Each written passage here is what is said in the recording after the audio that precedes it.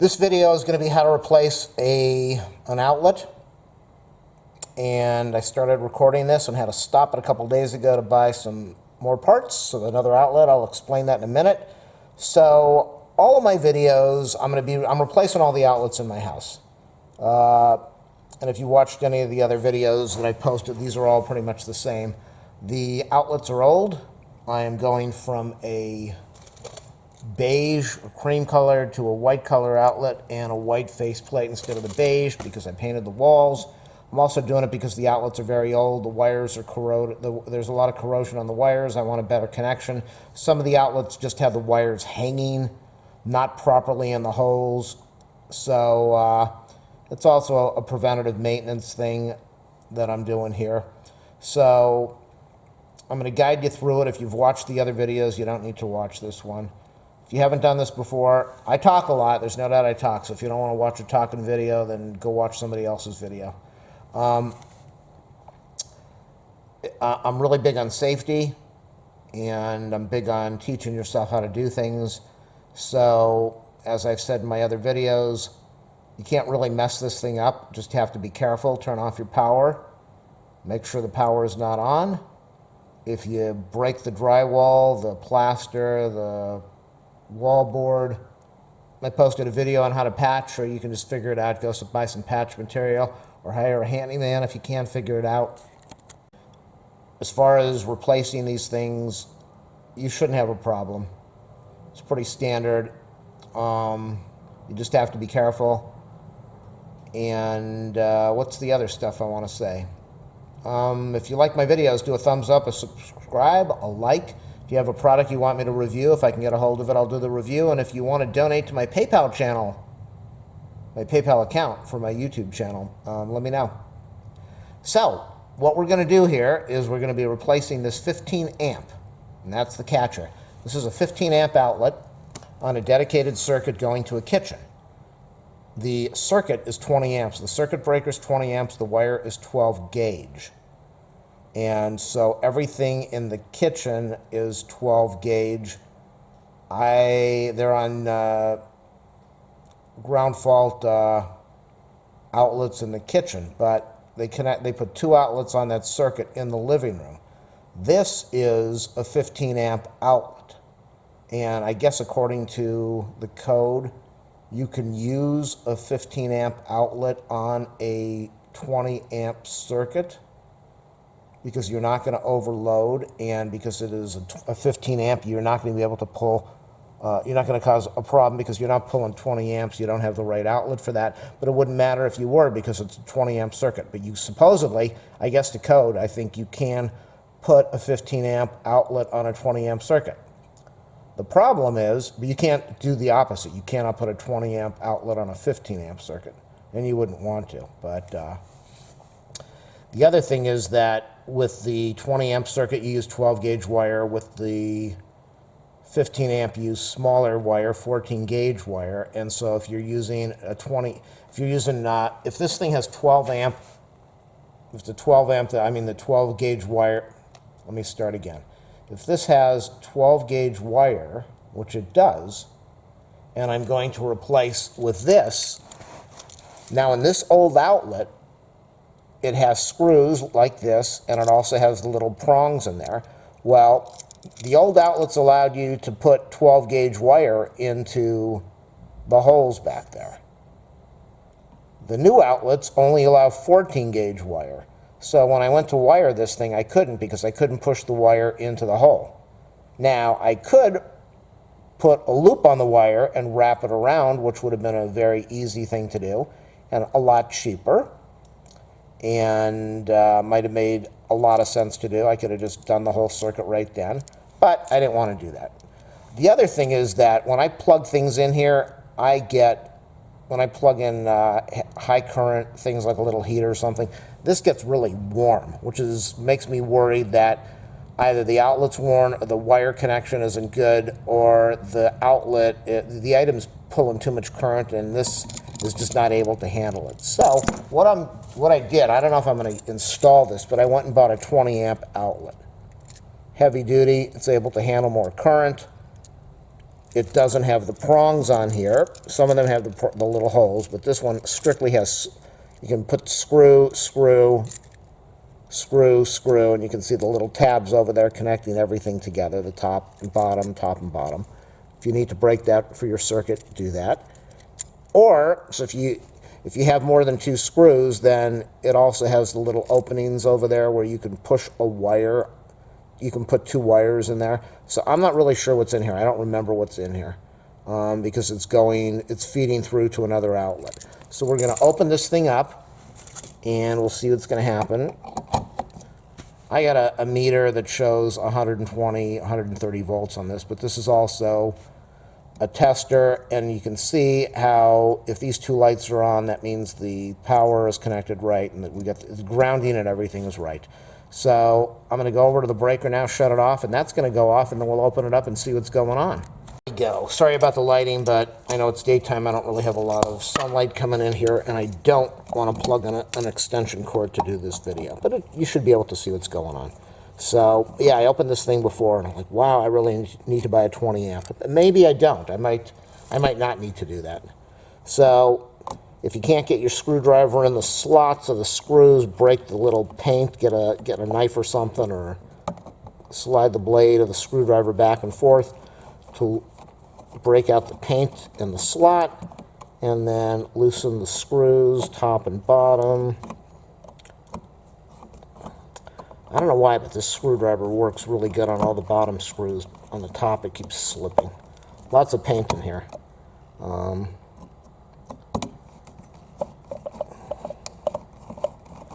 Yeah, this is a heavy-duty circuit. So, what I'm going to do, even though I already checked it and I know that there's no power, I'm going to go plug in a meter, just because I want to make sure there's no voltage leakage or anything floating around over here.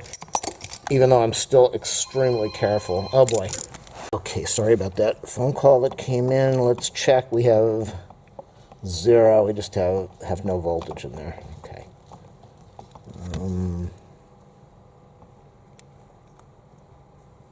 All right, no voltage. Everything's safe. Even though everything's safe, I'm still going to be extremely safe. Let's take this socket out now. Outlet socket, plug, whatever you want to call it. I hope there's only 4 wires in here, but I have a feeling there's more. No, okay, so this is good. Okay, so I probably did not need to go out and buy the 20. I probably could have just kept the 15 amp outlet and pulled out the wires and put a loop on there and put them on, and I would have been done.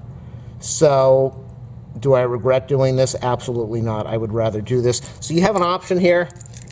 You can put a loop on the wire, and loop it around and get a very nice connection, or you can take your wire and put it under there. I thought that I had more wires in here.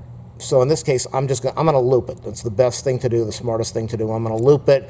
You can loop it with a needle nose pliers, which this is a needle nose pliers. You can, if you have one of the Romex things, you can loop it that way, whichever way you need to.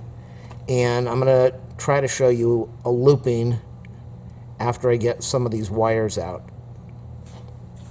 And again, this is a 20 amp, which you never see in a house.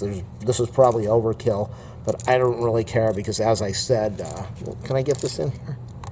Yeah, it should fit in. When I plug something in, this was just way, way, way too hot. Looks all the wires appear to be good. They might be corroded on the inside, but I'd rather put in a heavy-duty outlet since it is a heavy-duty circuit. And here we go. So the first thing you want to do is get a screwdriver. Screwdriver size matters. Some of the big ones will not work. Some of the small ones don't work as well. So you got to take a screwdriver with something like this. Don't put your hand on both sides of this, even if there's no good practice, safe practice. Learn not to touch both sides. Learn not to touch anything if you can. You want to be safe. Take the screwdriver, put it into the little slot at the back, press down. You're going to have to press down hard. And when you definitely get the right... Okay, that screwdriver doesn't want to work right now. When you get it right, where you're able to press all the way in, you're going to feel it release. Let me to use a smaller screwdriver. I don't want to break that screwdriver. Let me use this. I'm going to use a bigger one. Let's see if that helps. Okay, that helped a little. When you get the screwdriver pressed in, oh, there it goes. When you get it pressed in all the way, then the wire will give. Now, that has a really clean connection to it. I like to take some sandpaper, some emery cloth, steel wool, and clean the connections. So what I could do is I could take the wire and stick it under this little slot over here and screw it down, but I'm not going to do that. I'm going to actually make a loop. So, as I said, you can go in there with your needle nose. Don't go touching the metal and the screw. Don't have your hands on a metal pipe. Don't have your feet on concrete where you can... Of course, the power's off, but just safe practice. Don't do something where your body gets grounded out so you could end up getting shocked. So what you would do is you would... And again, if you're going to do this, don't put this finger on there and this finger. You don't want to complete a circuit. You would put fingers on the contact on the insulation, and then you would take this thing and bend it over so you can get a loop. You don't want the screw right against the wire if you can help it, so you want to have the loop away from the insulation. And I'm going to get a tool now, and I'm going to make a loop, and then we'll see what it looks like. In my case, I'm going to be using a Romex tool, and I'm just going to take the wire and put it through one of these holes and then turn it, loop it. The wire will go in here and it will loop over, and I should get a nice loop. But if you don't have something like that, just use needle nose pliers. If you don't have that, get a screwdriver, put it down on the wire, and try to bend. 12 gauge is pretty thick, so that might hurt your fingers. I'm going to have to do the rest of this off camera because I cannot do this with the camera in the way of where I'm working. But you can see what I needed to do is I had to strip the wire back because the wire was not long enough. It was only long enough to go into that little poke on the back of the thing, the little hole. So I used my Romex strippers. You can use whatever you need to. Try not to nick the copper wire.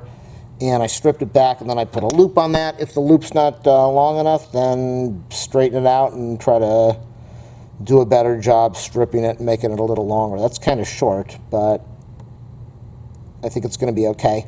So then you have the options. You can, if these screws come out, it makes it really easy. You unscrew the thing, put the screw in around the wire, and screw it back in, and it makes things much easier. If they don't, then you're going to have to take the wire, put it there, and loop it around with needle nose pliers and clamp down. Just again, remember, when you're doing that, don't do that. Don't get in a habit of touching both sides of the thing. Work on one side only. Be careful. All right, I'll show you what it looks like after I'm finished. Now, I like to, if I can, take out the screws because, like I said, that way I'm able to just keep the loop, put the screw through the wire over there, and then screw everything back in. It's a lot easier than wrapping the wire around the screw and then clamping it down. So if you're going to do that, you need to take the screws out beforehand. Try not to mix up the brass and the silver screws. Keep them on the correct side if you can. Not the end of the world if you don't, and again, remember, with something like this, make the wire come out the back. You don't want the wire coming out in the wrong direction. So this is the top. When I put it back in, it's going to be facing that way. So with something like this, that's why you want the power off, because I'm going to do both blacks first, so I don't complete the circuit touching the black to the white with my hand, and that way I'm able to hold my hand on here. On the other side, it's going to be a little harder not to make contact on this side. So I'm going to pull out the black wire down at the bottom now. I'm going to strip the wire, make a nice loop. You can see that came out really good, actually. It's not hanging past either side, and it's in the slot over there. So it looks good. Both black wires have been removed. I had to strip one of them. I didn't have to strip the other. I got a nice loop around them. They are held down. You can see how it's nicked just a little bit down at the bottom over there, which you really don't want. But nice clean loops over here, and it's definitely going to be very difficult to do the same thing and not touch the other side. But I think we're going to be okay. I'm going to turn this thing over now. I'm going to pull the two white wires out. I'm going to take the ground wire off to get it out of the way so I can get this old outlet out of there.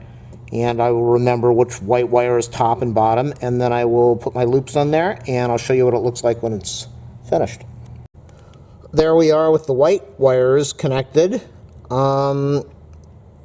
These screws aren't hard to put in, but they're not easy, so if you don't want to take the screws out all the way, trim them out almost as much as you need to, then you should be able to get your loop around there without a problem, and then tighten everything down. One thing I noticed when I was taking off the original ground wire, the ground wire from the original outlet, is it was just flopping around, so it had a very bad ground. It was not, the screw wasn't even tight. So I've got my 4 wires, and again, this is overkill. I looked on this outlet is listed, the old one says 412 or 14 gauge wire. They didn't have this down at the box store, the HD that I went to. They only had 14 gauge, so I don't know if this is an old style or if you have to buy this from an electrical place. I'm not sure if it's available anymore, a 15 amp with a 12 gauge wire. Maybe it is, maybe that was years ago and they banned that out in the US. Not sure. So I've got my wires put in there now. Again, this is way, way, way overkill. I'm sure I could have used a 15, where is that? I'm sure I could have used the 15, oh my God, no, no, no. Oh, I don't believe it. I did that on the 15 amp. What the heck was I thinking? Well, I did it on the 15 amp. I bought the 20 amp to do this, and I wasn't even paying attention. And I did it on the 15 amp, which is okay because it is legit. Remember, the 15 amp, this is a 15 amp circuit on a 20 amp outlet, and this is in the house, so you're never going to pull more than 15 amps in a living room. You shouldn't in an appliance in a kitchen. You would. So I guess I can return this now because I don't really need it. So this was totally overkill to do this, and the plan was originally to wrap the screws, the wires around here, but I did it on the 15 amp. Oops. All right, so I saved myself some money. If you run into the same problem, you can use the 20 amp, and it would allow you to yank the 20 amps, but no one has 20 amp appliances in their house, so the 15 amp worked like it was intended, and on a 20 amp circuit with 12 gauge wire.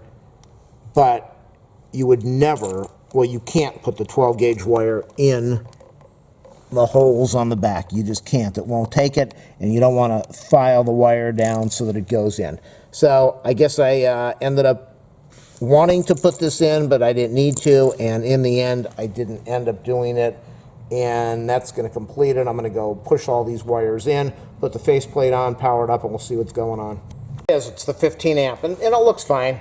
I really did want to put the 20 amp outlet in here, but in the end it really didn't matter because you can still use the 12 gauge wire on the screws of the outlet. You can use bigger wire on a smaller thing, but you can't use smaller wire on a bigger thing. So the 12 gauge could go on the screws. The 12 gauge could not go into the holes on the back of the 15 amp outlet like it could on the older one. So what I'm going to do now is I'm going to power this thing up. There we go. And I'm going to plug this in to make sure that we have power. It looks really good. Okay, so we've got power, we got the ground, everything's right. And it should be the same on that one. I'm just double checking. And then we can go over here with the meter, which we don't need to do, and plug in the wires. And we will see that it is...